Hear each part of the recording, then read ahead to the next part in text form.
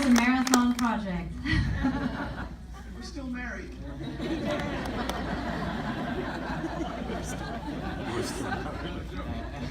Well, I want to start by asking you, how did you first hear about the runners, and why did you want to make this film about them? Because I love running. Yeah, right. It's me that loves running, but we read an article about Judge Craig Mitchell, who has to come up here later. He started a running club 4 or 5 years ago on Skid Row, and he trains homeless people and people live in shelters to run marathons around the world. And we were intrigued by the story and said, this is something we need to tell others. How did it change when you actually met them and started to film? How did the story change?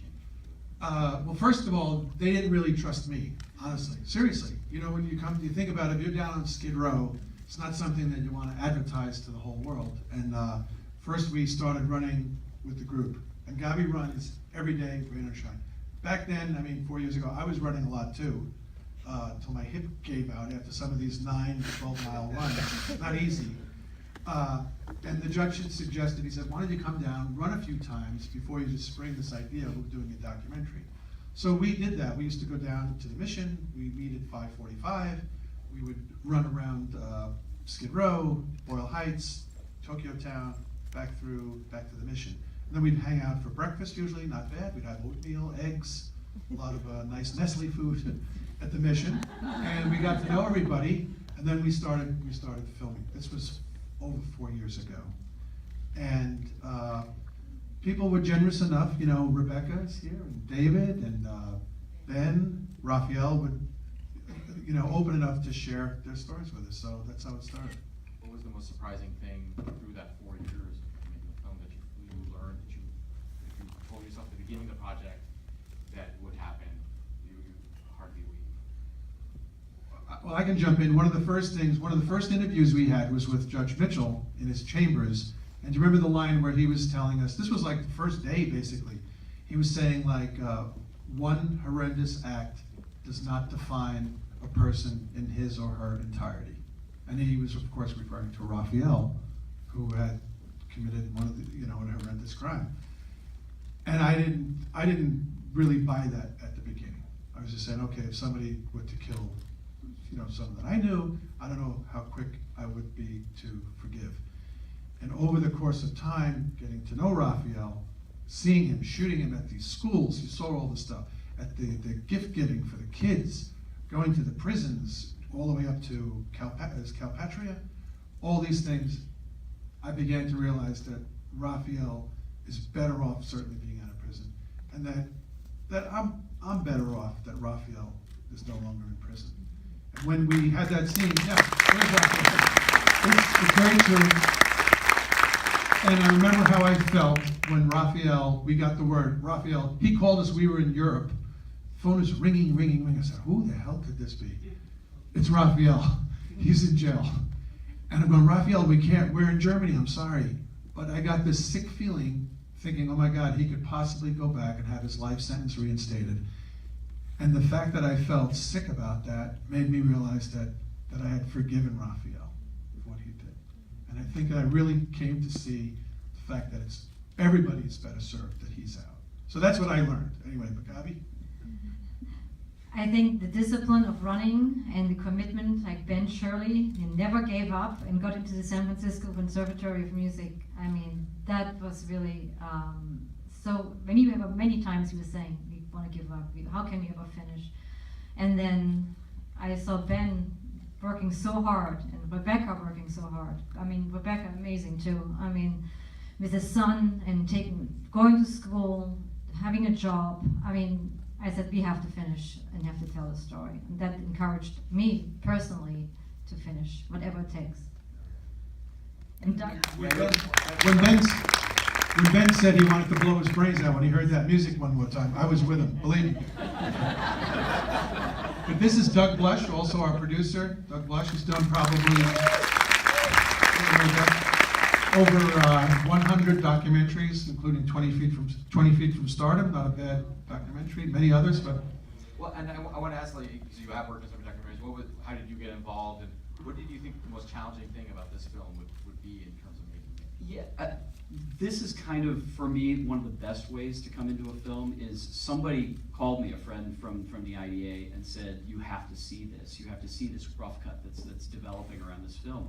And I saw an early cut of this film, and I was frankly really blown away by where this was going. And I thought, I work on a lot of films, a lot of documentaries have that sort of stigma of being, it's, we're tackling difficult issues and we're uncovering terrible things going on in society.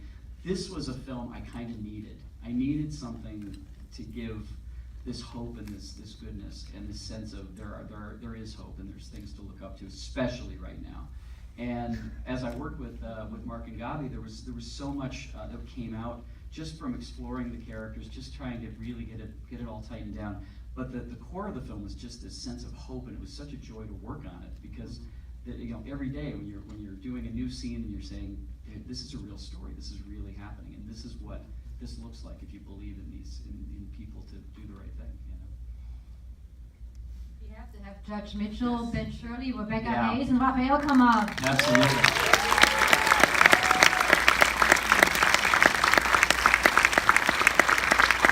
And just while they walk down, I would like to take this opportunity also to thank Mike Arnold and Georgia Berkovich from the Midnight Mission. These people are unbelievable. The Midnight Mission's been in existence for over 100 years, and they're serving in the homeless community. Each year they serve well over 1 million meals, hot meals, to people on Skid Row. So it's unbelievable. Yeah. Our composer, Kim. It's Kim Planner, our composer. Thank you. Beautiful music, Kim. Just one story about Kim. We met Kim, and we told him about our project, and we gave him a card, and he called us back right away. He said, do you have music? We said, no. He said, I would love to do the music. We had always promised Ben, when he became involved in the project, and he was a musician, that he would always in some way be involved in the music. We met Kim. He said, I would love to work on this, but I have one stipulation. What's that? Ben has to work on the music with me. So that was a great gift that Ben was able to contribute to the music that you heard.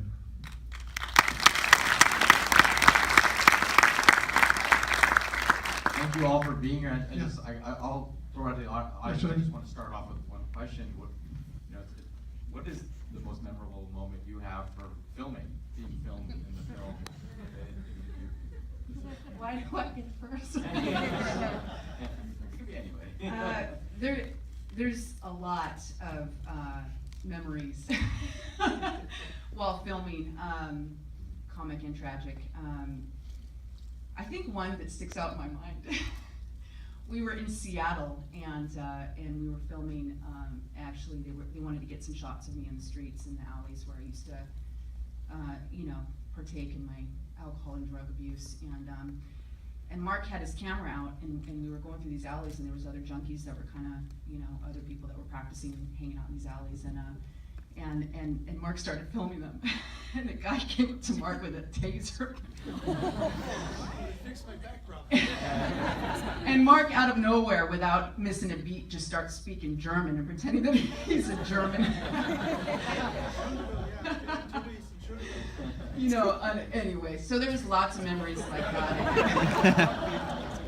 And I just gotta say, being a part of this has been amazing. It's, and watching it, from where we came from even just a couple years ago and where we're at today, and just to be part of that and seeing Rome again and the camaraderie and the experience is just wow, just such a neat deal to be a part of. So thank you both.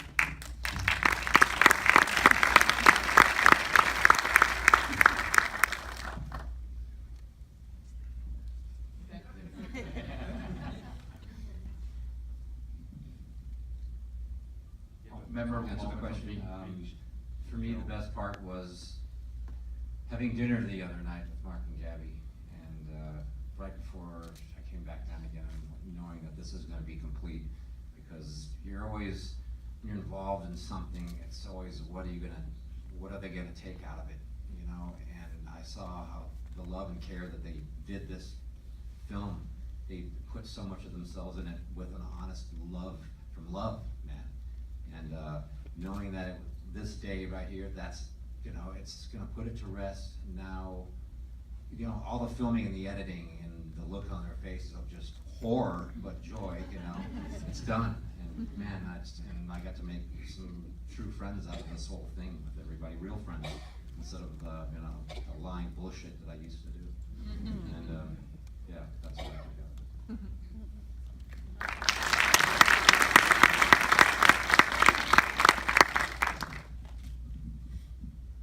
I would like to first acknowledge, you know, one of the most meaningful parts of that film, believe it or not, for me are the credits. Because all the names in small print, you don't really pay much attention to a lot of those folks, but they are absolutely vital to what this whole program is about. I look at the gentleman seated in the front row today, and I know how many people he brought to Rome. Moses, stand up, okay?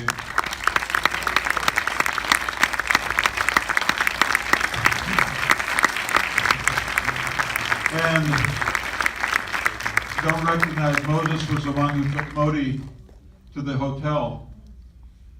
And that's the kind of guy, and Moses, I was Moses's high school teacher. And that's where our friendship began. And Moses is just an example, and I could just go row to row to row, right up to the top. You got picked on because you happened to sit in the front row. But there are so many Moseses in this audience tonight who have contributed financially. Moses has run with us. The other people in this audience, they show up every Monday, Thursday, and Saturday for our runs. There's Phil Pang, who is involved. Where's Phil? Okay, Phil, please come up.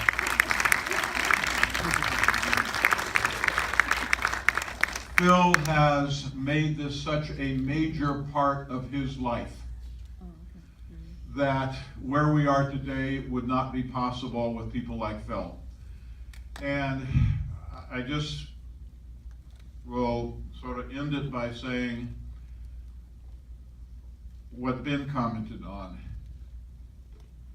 What makes this worth every ounce of effort and energy that is thrown into this project is the people that I've met, the friends that I have created.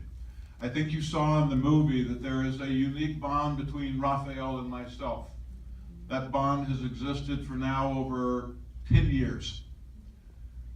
Ben, Becca, Raphael, they will be my friends for life. They know that. And so, you know, the one thing that I hope folks understand, you know, okay, I do a few things to bring this into being, but the rewards that I reap, the magnitude to which my life has been enriched by doing this Skid Row Running Club, means the absolute world to me. And I hope if any of you are encouraged to, you know, take that trepidatious step out there and try and do something of a similar nature, God knows the world will hopefully be a better place for it. Thank you.